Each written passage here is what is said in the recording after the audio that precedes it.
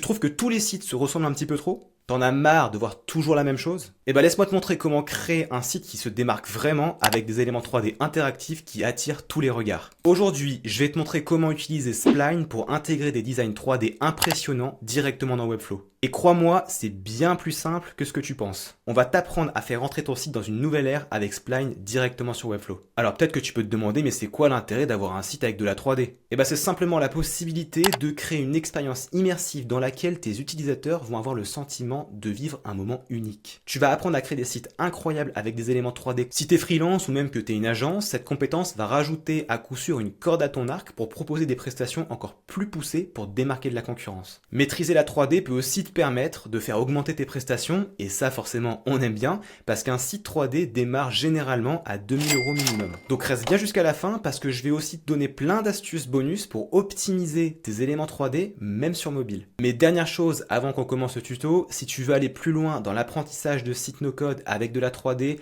afin de créer des projets de sites encore plus grands, comme par exemple des méga sites, des e-commerce puissants comme ceux de tes marques préférées, ou encore des marketplaces que tu peux vendre des milliers d'euros, n'hésite pas à rejoindre nos formations no-code Corias dans lesquelles on te forme sur tous les meilleurs outils du marché. D'ailleurs, tu peux retrouver dès maintenant des initiations qui sont totalement offertes à découvrir dans notre espace de formation sur mesure. Pour ça, tu as juste à cliquer sur le lien qui se trouve en dessous de la vidéo. Ah oui, et dernière chose, on a lancé aussi récemment le studio Corias, donc si tu veux qu'on réalise ton site sur mesure avec de la 3D ou ton e-commerce pour ton entreprise, n'hésite pas à prendre contact avec notre équipe, on sera ravis de découvrir ton projet pour te conseiller au mieux sur sa réalisation. Mais attends, je vois que t'es pas encore abonné là. Bon, du coup, si tu ne veux plus rien rater des prochaines vidéos, like la vidéo, abonne-toi et surtout, active bien la cloche. On attend. Bon allez, je déconne. Allez, c'est parti, on y va, on trace. Alors, c'est quoi notre sujet du jour? Eh ben, je sais pas si tu te souviens, mais on parlait il y a 2 minutes d'Apple. Eh ben, justement, on va t'apprendre à refaire de la 3D sur Spline avec rien de mieux qu'un iPhone. Comme tu le sais, Apple est reconnu dans le monde entier pour ses landing pages extraordinaires et une a retenu notre attention, c'est celle-ci. On s'est dit, bah tiens, si on faisait la même chose et qu'on implémentait des petits mock-ups en 3D directement dans Webflow. Donc allez, c'est parti, on passe sur mon écran et je te montre tout ça. Ok, alors c'est parti, on est sur Spline. Donc pour te rendre sur le site, tu tapes simplement dans la barre de recherche spline.design. Juste là, tu peux le voir. Et là, donc, on est sur le site. Donc, comme tu peux le voir, on a déjà une petite scène 3D. On peut faire pas mal de choses avec cet outil-là. On peut faire des mock-ups, on peut faire des scènes, on peut faire des textes en 3D, des petites choses comme ça. C'est très sympa. Voilà, donc je te laisse explorer.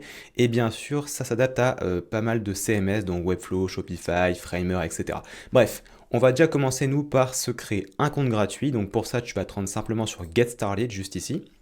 Et on va pouvoir commencer. Donc, tu as le choix de t'inscrire soit via Google, soit via un email. Donc, je vais prendre simplement le petit mail qui est là et je vais venir le mail Continue. Donc là, on va checker notre compte pour le vérifier. Donc, juste ici avec le code qui est là. Code de vérification. Commande C. Commande V et c'est parti, on y va. Donc là, déjà, on va mettre notre nom. Alors, le nom ici, ça va être simplement Corias. Et là, on va atterrir dans le dashboard de Spline. Donc, nous voici dans le dashboard. Alors ça, on y reviendra juste après au niveau des tarifs. Donc, le dashboard, il est très simple à comprendre. Tu as tes petits onglets ici. Tu vas pouvoir gérer tes fichiers. Donc, pour créer une nouvelle scène 3D, ça va être sur New File. Tu as accès à des tutos. Tu as accès à une librairie de templates. Notamment, ça va être ici au niveau de Library. Donc, juste là, tu vois, tu as des templates, product, etc. Donc, nous, on va partir justement d'un template gratuit. Ça va être très pratique, tu vas voir. Tu as aussi tout ce qui concerne la communauté, donc vraiment explore ça au maximum parce qu'il y a beaucoup de choses qui sont super intéressantes et que tu peux utiliser. Tout ça, c'est utilisable pour la plupart et tu peux les retravailler pour après les mettre sur ton site. Donc vraiment très cool. Tu as aussi l'IA, donc ça c'est sur les plans payants et tu as tes fichiers juste ici en fait quand tu en auras créé, tout simplement. Voilà, il n'y a pas plus de choses à comprendre. Donc pour le pricing de Spline, c'est relativement simple à comprendre. On a un plan gratuit, donc comme tu peux le voir ici, donc nous on va l'utiliser vraiment en full gratuit. Après c'est 15$, donc là je suis bien en monthly, 15$, 25$, 45$, donc ça c'est plus adapté quand tu veux inviter ton équipe dedans pour collaborer sur des fichiers. Ok, alors c'est parti, on passe tout de suite à la première scène qu'on va réaliser. Je te la montre, elle est juste ici sur le site, c'est celle-là. Quand je vais scroller, on va avoir un mock-up comme ça qui va arriver du bas vers le haut, qui va se mettre sur le pro et qui va s'incliner. Et aussi, on a, tu vois, cette petite animation de survol. Donc bah écoute, c'est parti, on se rend dans Spline. Alors nous, on démarre pas de zéro, On va aller sur Library, on va prendre un Product. On n'a pas l'iPhone 16 Pro, donc on va se contenter ici de l'iPhone 14 Pro, ça sera la même chose. Et là, on va arriver dans l'interface de Spline. Donc tu vas voir que c'est vraiment similaire à des outils que tu connais, notamment à Figma et Framer. Donc tu vas voir là, ça, on arrive dedans, voilà, nickel. Donc à gauche, je te fais un petit topo, on a le panneau hiérarchique des éléments qui constituent notre mockup. En haut, on a ici la barre des outils, et à droite le panneau de style. Voilà, donc c'est vraiment très similaire. On retire le texte, le fond, on va le mettre ici en transparence, parce qu'on n'en veut pas. Ce qu'on va faire aussi, c'est que le floor, là, c'est-à-dire la petite ombre, alors je te la montre, il faut incliner un petit peu comme ça, voilà, tu vois, il y a une ombre ici. On va la retirer également. Tac, tac, tac. Donc je peux déplacer mon élément, hein. Je maintiens option, je déplace mon élément. Là, je suis pas en perspective, je suis en mode orthographique. On va mettre en perspective, voilà, c'est un petit peu mieux, c'est plus réaliste. Et ce qu'on va faire, c'est venir, eh bien, déjà, première chose, mettre notre mockup dans les conditions que l'on veut pour pouvoir l'animer dans Webflow. Donc ici, ce qu'on va faire, déjà, au niveau de l'iPhone 14, on a déjà deux animations, ici deux events qu'on va retirer, parce que nous, on ne veut pas animer dans Spline, mais dans Webflow directement. Ensuite, tu vois ici, j'ai des petits éléments directionnels que je peux bouger pour incliner mon mockup. Donc par exemple ici, mon mockup, moi je veux qu'il soit allongé, donc c'est-à-dire à moins 90 sur l'axe des X, hein, donc moins 90, et je veux aussi qu'il soit comme ça. Alors attention, on est à 90 également, cette fois-ci sur l'axe des Z, pour pouvoir l'allonger. Si maintenant je reviens en face, voilà, nickel, c'est ce qu'on veut. Nous on veut qu'il parte comme ça, puis après on va l'incliner, le faire bouger dans Webflow directement. Juste ce qu'on va faire, c'est zoomer un petit peu dessus. On va mettre 150% pour commencer. Après, ce qu'on peut faire, c'est aussi le déplacer sur la hauteur si on veut qu'il soit un peu plus bas comme ça. Voilà. Ok, ça me semble pas mal. Donc déjà, on a préparé la scène, c'est génial. Donc après, on peut renommer les layers, on peut faire ce qu'on veut, mais là, pour l'instant, on va se contenter de ça. Et maintenant, pour pouvoir le mettre dans Webflow, ce qu'il va falloir faire, c'est aller déjà dans Webflow. On va aller au niveau de l'aérosection et on va mettre un élément spline, donc spline scene que tu peux retrouver dans le plus aussi, hein, juste ici, là le petit plus, tu descends, et là on a spline scene, ok. Donc moi je vais le mettre directement avec le raccourci de Webflow, commande E, on met spline scene, ok, donc c'est juste ici, on va l'appeler hero underscore spline scene, et on va le mettre en position absolue. Donc attention à ce que ta hero soit bien en position relative, et on va le mettre en full.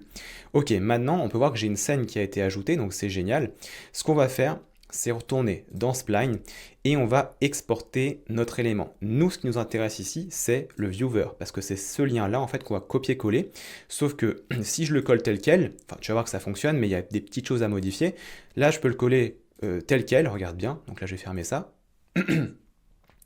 Je colle. Et hop, j'ai mon mockup qui apparaît. Donc là déjà, ok. Bon, on va faire une petite modif. La petite modif, ça va déjà être au niveau du zoom. On va diminuer un peu, on va mettre 130%. Donc ce que tu vois dans Spline, c'est ce que tu vois qui se répercute dans Webflow, hein, directement. On update ici le viewer pour pouvoir update dans Webflow. Donc là, j'update, ok. Je reload ma scène. Hop là, il se remet à l'échelle, c'est nickel. Bon, maintenant, si là je fais un play, qu'est-ce qui se passe? Bon, il se passe que mon mockup est là. Si je scroll à...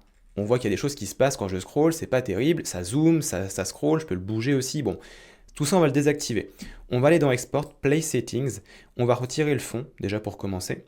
Page Scroll et Cursor, on va laisser, parce qu'il faut quand même qu'on puisse scroller dans la page quand on est sur la scène, hein. Orbit, on va mettre Yes, No, No, pour zoom et pan. Soft Orbit, Yes, ça on va tout disable, on ne veut pas pouvoir le toucher, donc Disable, Disable, None. Page Scroll, on va laisser, et On Hover, on va l'activer, juste on va ralentir un petit peu, on va mettre 10, on va mettre la moitié. Qu'est-ce que c'est que ça? C'est en gros quand on va survoler la scène, le mockup va bouger. C'est la fameuse animation qu'on a vue sur celle-ci, hein. Je te montre là, voilà, ça. Ok, ça on va le laisser. Bon, très bien, une fois que j'ai fait ça, je vais venir sur Overview et je vais aussi mettre sur Mouse Events Global, c'est-à-dire mon interaction va se jouer sur ma fenêtre et pas uniquement sur la scène Spline, hein. Donc là, Update Viewer, une fois que c'est fait, ça a été update, nickel, on peut retourner dans Webflow, et là on va simplement, alors normalement ça va faire un reload, on peut par précaution refaire un reload, et si je fais ça, ici, je peux maintenant scroller sans problème, je ne peux plus toucher mon élément, ah si je peux encore le toucher parce qu'à mon avis j'ai pas désactivé quelque chose, donc là ce qu'il va falloir faire c'est très simple, en fait il faut désactiver Soft Orbit et Orbit, donc là on va retirer ça, on va juste laisser le Hover qui est là, donc Update Viewer, ça update, on retourne dans Webflow, Preview, ok, tac. Et là, donc, quand je fais ça, ça fonctionne, on voit que l'élément se déplace, mais par contre, quand je le sélectionne, tu vois, je ne peux pas, en fait, en le maintenant, je ne peux pas le bouger. Et quand je scroll, eh ben, écoute, ça reste en place, c'est nickel. Donc, maintenant qu'on a positionné notre mockup, c'est bon, c'est tout ce qu'on a à faire, on passe à l'animation avec Webflow. Pour l'animation, comment est-ce qu'on va s'y prendre? On va simplement utiliser le panneau d'animation de Webflow. Donc pour ça, on va se rendre ici sur l'élément sur lequel on veut animer. Donc c'est le scroll wrap. Pourquoi? Parce que celui-ci en fait a 200 VH et c'est tout au long de celui-ci qu'on va scroller. On va mettre while scrolling in view au niveau de l'element trigger, Play Scroll Animation, et on va faire une nouvelle animation. On va l'appeler simplement Spline Hero Scene. Voilà. Et on va pouvoir animer tout ça. Donc l'animation du hover, en fait, elle est déjà paramétrée depuis Spline. Donc ça, on n'a pas besoin de le faire. Nous, ce qu'on veut, c'est faire le scroll. Alors, là, on va sélectionner la scène Spline qui est juste ici. On va aller sur la timeline, on va ajouter l'intégration Spline. Donc là, on a deux propriétés qui sont ajoutées, une là et une là. Ok, donc la première en haut, eh bien, on va bouger notre élément, donc en bas de l'écran, sur l'axe des X. Pour l'instant, je mets 0. Là, il faut bien que je sélectionne mon élément. Hein. Donc, iPhone 14 Pro, c'est tout le mock-up téléphone que je vais faire translate, donc bouger sur l'axe des X, et je vais le pousser. Alors, si je le pousse en positif, qu'est-ce qui se passe? Bah, il monte. Bah, pourquoi? Bah, parce que tout simplement, en fait, dans Spline, on a changé de côté, en fait, l'iPhone. De base, il devait aller vers le bas, il devait comme ça s'incliner vers le bas, l'écran vers le bas, bah nous on l'a mis vers le haut. Donc ça inverse l'axe, ok? Donc il faut mettre ici, non pas du positif, mais du négatif. Donc là on va le pousser jusqu'à ce que ça nous convienne. Donc on le pousse, on le pousse, on le pousse, on le pousse. On va mettre moins 510 ou moins 520, mais moins 510 ce sera très bien. Et maintenant on va aller sur la propriété opposée à 100%, et on va venir simplement remettre 0, et là, eh ben, on resélectionne le mockup, hein, tu vois, donc là je peux sélectionner n'importe quoi hein, du mockup, mais nous on veut tout le mockup, et je vais venir tout simplement remettre ici, hop, donc 0, ok. Si là je fais ça, qu'est-ce qui se passe? Je vais commencer à scroller, alors on voit qu'il y a quelque chose qui se passe, mais par contre, regarde, l'animation elle commence trop tard, donc elle est déjà entamée, et puis en plus elle se finit trop tard. Bon, qu'est-ce qu'on fait? On va aller sur Save, on va aller sur les Animation Boundaries, mettre Is Fully Visible, Start Exiting, et on va ajouter un offset de 20%. Donc là, ça permet simplement, tout ça, de régler quand est-ce que démarre l'animation et quand est-ce qu'elle se termine. Ça nous permet maintenant, regarde bien, d'avoir une scène complète, donc c'est-à-dire une animation. Donc là, je vais tout en haut, je suis à 0%, je scroll, elle arrive, ok? Tac, tac. Ok, déjà, il y a le translate qui fonctionne. On va fluidifier un peu l'animation. Ici, on va mettre 80%, c'est le smooth. Hein. Et maintenant, qu'est-ce qu'il nous reste à faire? Il nous reste à incliner notre élément. On va donc reprendre la scène. On va venir ici. Alors, on peut faire même mieux que ça. On peut venir directement, hop, dupliquer ça. Regarde, on duplique. On prend, on pousse, allez, on va dire à 80%, même un petit peu plus, allez, 70%. On garde cette valeur ici, donc 0. Et puis, on va mettre maintenant une rotation sur l'axe des X. Regarde, si je fais une rotation sur l'axe des X, ça tourne comme ça. Donc là, si je fais avec ma flèche, tu vois, hop, hop, hop. Donc nous, on veut que, de base, notre rotation, elle soit à combien? On va tester. Alors, ça va être à moins 1, non. Moins 1,5, c'est pas mal, moins 1,5, regarde. En fait, là, l'iPhone, il sera plat. Ok. Donc, moins 1,5.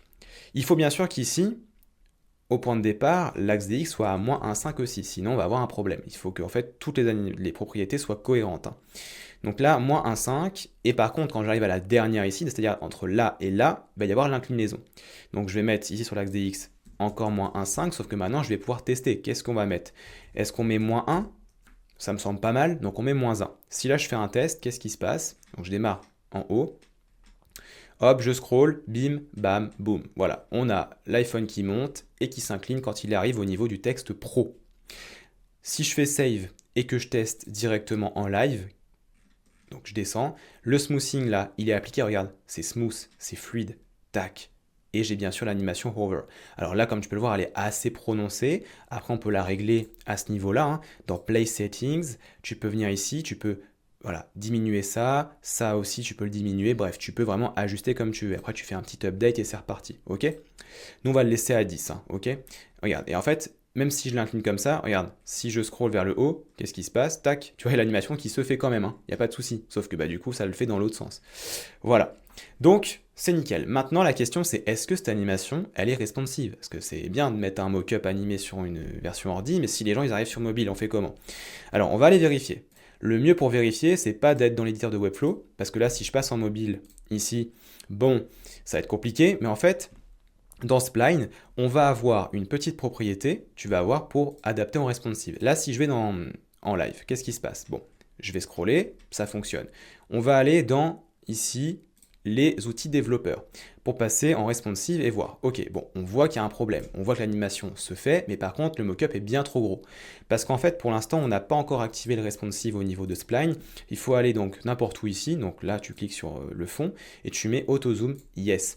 En fait, en faisant ça, regarde, si je fais une preview ici, que je coche ça, je vais pouvoir avec l'auto-zoom le redimensionner en fonction de la hauteur, comme ça, de mon écran.